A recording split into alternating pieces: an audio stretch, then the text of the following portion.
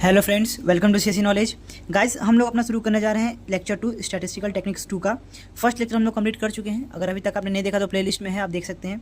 हम लोगों ने स्टार्ट किया था जब, तो इसमें दो चीज़ देखा था। एक देखा था पॉपुलेशन और दूसरा देखा था सैंपल। ठीक है, पॉपुलेशन का हमको एक डेटा मिलता है जिसका हम सैंपल लेते हैं और उस पर टेस्ट करते हैं। ठीक है, यही होता है ना। और देखते हैं कि जो एजेंट ने या फिर जो क्लेम किया गया है सही है या गलत है, मतलब जो आपका नल हाइपोथेसिस है वो रिजेक्ट होता है या फिर एक्सेप्ट होता है। ठीक है, तो सबसे पहले आपको पता था कि प्रोसीजर ऑफ टेस्ट हाइपोथेसिस हमें देखना होता है।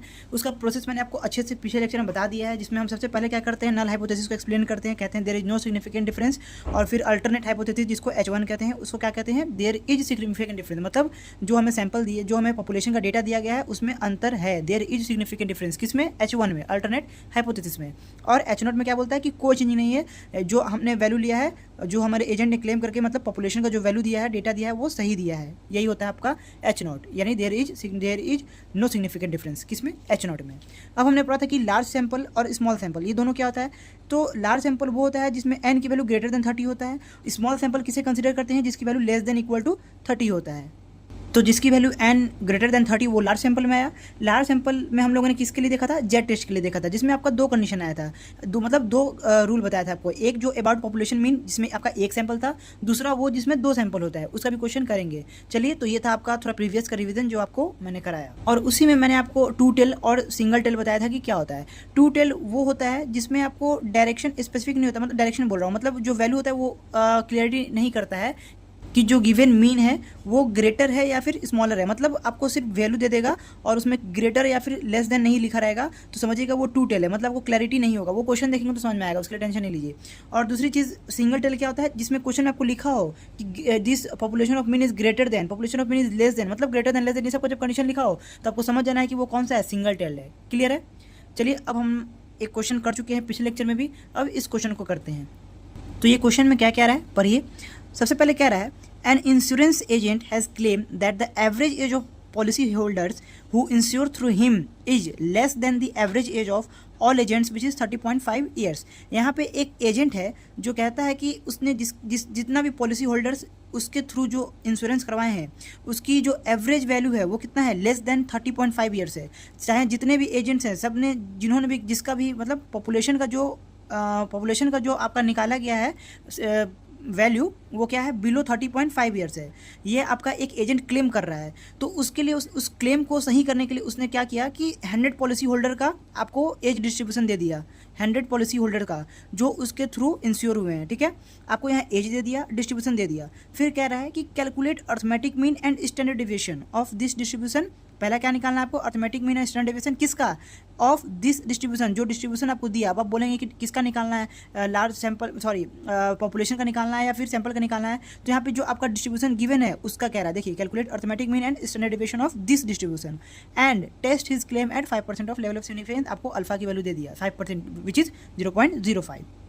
तो चलिए फ्रेंड्स, इसको सॉल्व करते हैं। इसको सॉल्व करने से पहले सबसे पहले आपको क्या क्लैरिटी होना चाहिए, ये आपका लार्ज सैंपल का क्वेश्चन है या फिर स्मॉल सैंपल का क्वेश्चन है। कैसे पता चलेगा? आपको पता है जब n ग्रेटर देन 30 हो तो क्या होता है, वो लार्ज सैंपल होता है। तो यहाँ पे क्लियरली लिखा हुआ है कि a random sample of 100 policy holders which is greater than 30। तो ये हमारा कौन सा सैंपल है, लार्ज सैंपल है। ठीक है, एक पॉपुलेशन का, क्योंकि आपको एक ही सैंपल दिया हुआ है ना, और रैंडम सैंपल एक ही सैंपल है और कोई दूसरा सैंपल तो है नहीं, यानी ये भी क्या आपका अबाउट पॉपुलेशन मीन, यानी पहला वाला जिसमें एक सैंपल गिवन हो। क्लियर है? तो चलिए कैलकुलेट करते हैं अर्थमेटिक मीन स्टैंडर्ड डेविएशन पहले, उसके बाद हम टेस्ट लगाएंगे अपना। तो आप तो अर्थमेटिक मीन अच्छे से आपको कैलकुलेट करने आता होगा, फर्स्ट यूनिट में भी मैंने पढ़ाया है स्टैटिस्टिकल टेक्निक्स 1 के। तो सबसे पहले लिखते हैं जो आपका डेटा लिखा हुआ है 16-20, ये आपका जो इंटरवल दिया हुआ है 21 to 25, 26 to 30, 31 to 35, 36 to 40। अब आप कहेंगे कि जो ये इंटरवल दिया हुआ है वो कंटिन्यूस तो नहीं है, 16 से 20 फिर 21 से स्टार्ट हो रहा है। तो फ्रेंड्स, एग्जाम में मेन आपका ये पोर्शन नहीं होता, ये छोटी माइनर चीज़ होती है यहाँ पे। तो अगर आप इसको कन्वर्ट करना चाहें तो लोअर लिमिट में 0.5 घटाएंगे तो 15.5 हो जाएगा, इसमें 0.5 इंक्रीज करेंगे अपर में तो 20.5 हो जाएगा, और जब इसको घटाएंगे तो वापस से 20.5, ये हो जाएगा 25.5, फिर ये इसमें घटाएंगे तो 25.5, मतलब सेम होता चला जाएगा, है ना।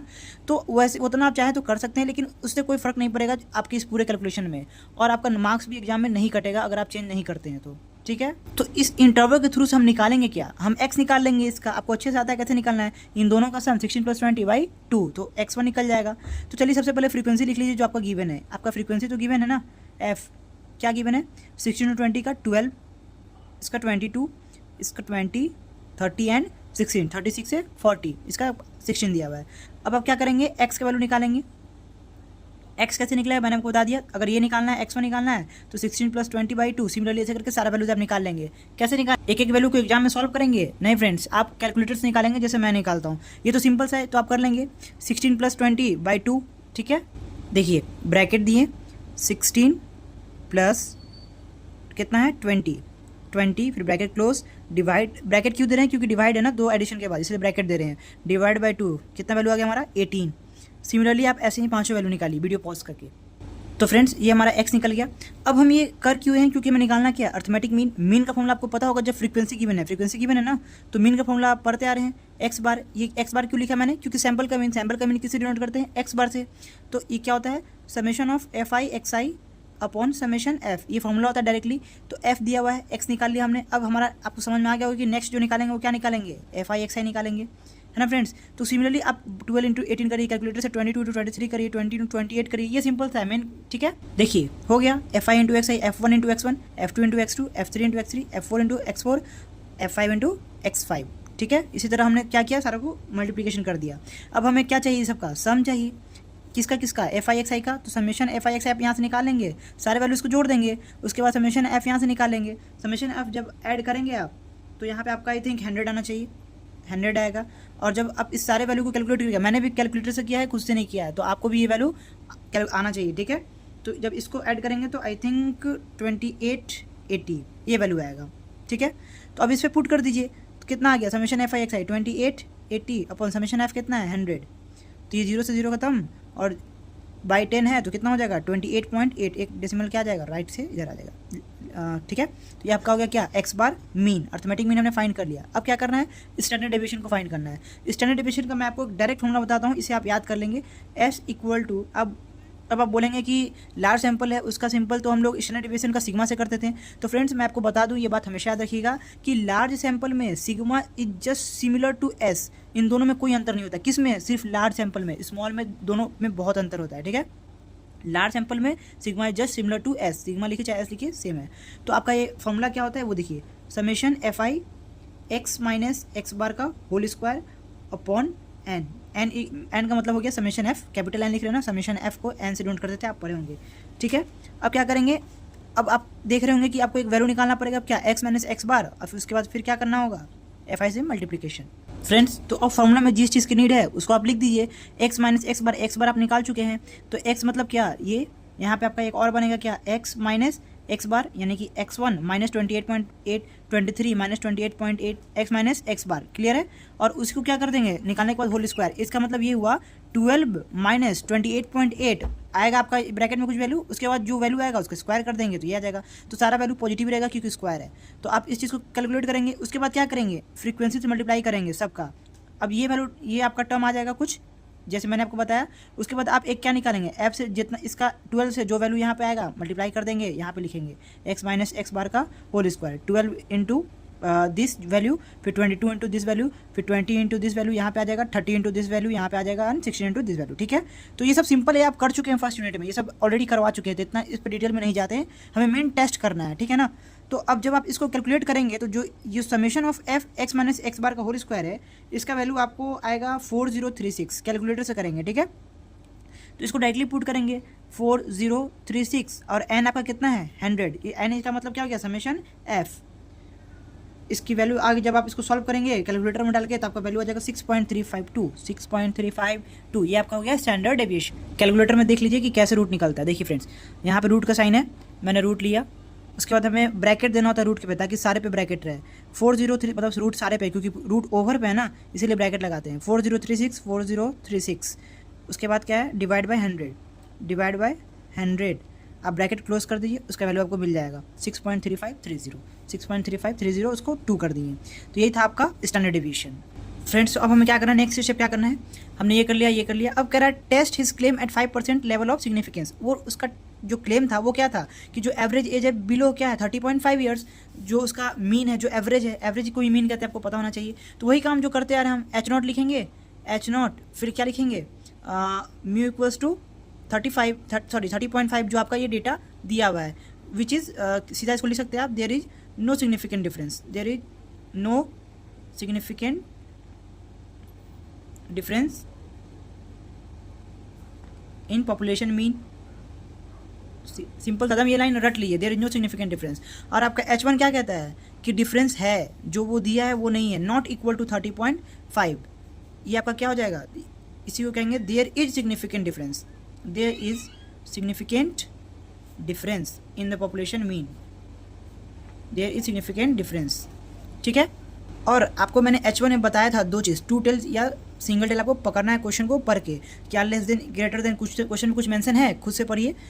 Average age of policy holders who ensure through him is less than, आपको दिख रहा है ना, यानी क्या बोल रहा है कि ये H1 में कौन सा आ गया, आपका सिंगल टेल आ गया, क्योंकि आपको यहाँ क्लैरिटी दे दिया कि जो वैल्यू है मीन की लेस देन 30.5 है, यानी यहाँ पे क्या है, म्यू लेस देन 30.5 है। ठीक है। तो इसके इंस्टीट्यूट हम क्या लिखेंगे, ये लिखेंगे mu less than 30.5 years there is significant difference. ये आपका क्या हो गया, H1 हो गया। ठीक है फ्रेंड्स। और थर्ड प्रोसीजर स्टेप क्या था आपका प्रोसीजर का, सबसे पहला प्रोसीजर क्या था, H0 H1, उसके बाद क्या होता है आपका लेवल ऑफ सिग्निफिकेंस, आपको क्वेश्चन में गिवन है क्या, alpha equal to 5% which is 0.05।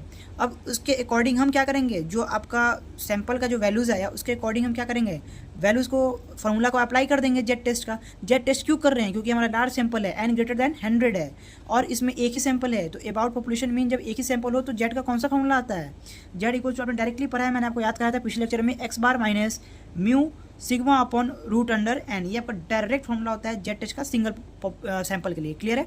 X बार आप फाइंड कर चुके हैं, एक्स बार का फाइंड वैल्यू क्या है आपका 28.8 है। ये देखिए फ्रेंड्स, एक्स बार क्या है आपका 28.8, तो 28.8 माइनस म्यू आपका कितना है 30.5 एंड सिग्मा आप कैलकुलेट कर चुके हैं स्टैंडर्ड डेविएशन, मैंने जो बताया कि सिमिलर होता है लार्ज पॉपुलेशन के लिए सिग्मा और एस, तो वैल्यू कितना है 6.352, तो ये हो गया 6.352 upon root under n. N का वैल्यू आपको कितना दिया हुआ है क्वेश्चन में, एन कितने सैंपल के लिया हुआ है 100 के लिया हुआ है, तो रूट अंडर 100। फ्रेंड्स, तो जब इस वैल्यू को आप सॉल्व करेंगे कैलकुलेटर के थ्रू, तो आपका वैल्यू आई थिंक आएगा 2.67, माइनस में जाएगा क्योंकि यहाँ पे माइनस है ना, 28.8 जब माइनस करेगा तो 30.5, तो माइनस में चला जाएगा, 2.676 समथिंग आएगा, जिसको हम क्या कर देंगे -2.68 कर देंगे। ठीक है। ये मतलब वैल्यू छोटा सा ले लेंगे, एवरेज मतलब होता है ना अप्रॉक्सीमेट ले लेना, तो -2.68 ले लेंगे। ये आपका हो गया जेड का वैल्यू। जेड ये आपको जो वैल्यू निकला वो क्या निकला, जेड कैलकुलेटेड। तो मोड जेड कैलकुलेटेड लेते हैं हम कंपेयर करने के लिए, मोड लगाते हैं, ये बात हमेशा याद रखिएगा। मैंने जब आपको बताया था एक्सेप्शन और रिजेक्शन का, तो मैंने बताया था कि मोड जेड से कैलकुलेट करते हैं ताकि जो वैल्यू माइनस भी है वो पॉजिटिव हो जाए। तो 2.68 आपका वैल्यू आया जेड कैलकुलेटेड, जो आपने कैलकुलेट किया सारे डेटा को लेके।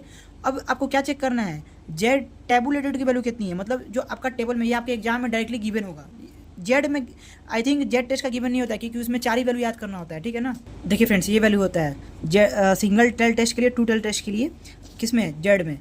मोड जेड की वैल्यू क्या होती है 2.33, 1% पे, 1% पे, 5% पे। अब सिंगल टेल है 2 टेल है, आपको तो पता चल गया है क्योंकि वैल्यू इसमें क्या क्या है, लेस देन, लेस का है, इसका मतलब क्या है सिंगल टेल टेस्ट है, और single test 5% level of significance value कितना होता है 1.64। तो ऐसे आप ये 4 आपको याद कर लेना है क्योंकि जेड में यही 4 रहेगा और कोई नहीं रहेगा। टी टेस्ट और जो एफ टेस्ट आगे पढ़ने वाले उसमें 100% वैल्यू गिवन रहेगा, लेकिन जेड में सिर्फ ये 4 ही वैल्यू याद रखना होता है, इसीलिए ये वैल्यू गिवन हो भी सकता है, नहीं भी हो सकता है, तो ये आपको याद कर लेना है, ज़्यादा बेटर रहेगा एग्जाम के लिए। सिंपल है। ठीक है।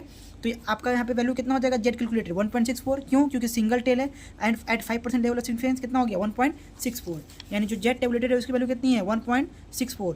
तो अब कंक्लूजन निकालेंगे, आपका 5th स्टेप तो ये होता है ना कंक्लूजन। कंक्लूजन क्या कहता है कि अगर टेबल की वैल्यू ज़्यादा है या फिर बराबर है तो एक्सेप्ट है, H0 नल हाइपोथेसिस, नहीं तो रिजेक्ट है। तो यहाँ पे क्या कहेंगे हम, जो हमारा जेड कैलकुलेटेड है वो ग्रेटर है किससे, जेड टैबुलेटेड से।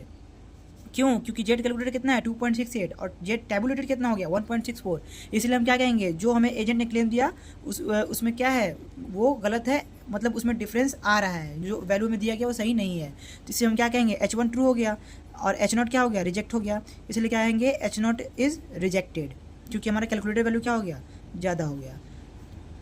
सिंपल यही था आपका, बस आपको यही बताना होता है कि H0 अब ज़्यादा स्टेटमेंट लिखना नहीं है क्योंकि हम आपको पहले ही एक्सप्लेन कर देते हैं हम लोग क्वेश्चन में कि there is no significant difference in the population meaning, सीधी सी बात है। और यहाँ पे क्या कहता है H1 कि देयर इज सिग्निफिकेंट डिफरेंस, वही हो रहा है। जब H0 रिजेक्ट हो गया इसका मतलब H1 ऑटोमेटिक है कि एक्सेप्ट हो गया हमारा। तो फ्रेंड्स, ये जो आपका एक इंपॉर्टेंट क्वेश्चन था, तो फ्रेंड्स ये क्वेश्चन आप समझ गए होंगे आई होप। बस इसमें क्या समझना है कि H0 हमारा क्या होगा रिजेक्ट हो गया क्योंकि कैलकुलेटेड वैल्यू हमारा ग्रेटर है किससे, टैबुलेटेड से। अगर ये बराबर या बड़ा होता जेड टैबुलेटेड से, तो मतलब जेड टैबुलेटेड बड़ा होता या बराबर होता इससे, तो हमारा H1 क्या हो जाता है एक्सेप्ट, H0 क्या हो जाता है एक्सेप्ट हो जाता है। बस यही समझना है। ये क्वेश्चन इसलिए बताया क्योंकि इसमें मीन भी निकालना था, कैसे निकालना एक बार रिविजन भी करा दिया आपको, इसीलिए ये क्वेश्चन को चूज़ किए थे ताकि ये प्रीवियस का थोड़ा रिविजन भी हो जाए, अब प्लस हमने क्या किया, स्टैंडर्ड डेविएशन का आपको एक फॉर्मूला बताया, इसे आप याद कर लीजिए, ये डायरेक्टली आ सकता है एग्जाम में। और ये वैल्यूज़ याद करवाने के लिए, क्योंकि जेड टेस्ट में यही 4 वैल्यू होता है, इसलिए इस क्वेश्चन को स्पेशली चूज़ किए थे। ठीक है, तो फ्रेंड्स ये बार बार हम लिखेंगे नहीं, अब हम शॉर्ट में करेंगे। बाकी आप जब भी सॉल्व करेंगे इस क्वेश्चन को पूरे प्रोसेस के साथ सॉल्व करेंगे, तभी आपको मार्क्स मिलेगा, नहीं तो नहीं मिलेगा। ठीक है फ्रेंड्स, इस लेक्चर में इतना ही रहने देते हैं, बाकी हम देखते हैं नेक्स्ट लेक्चर में।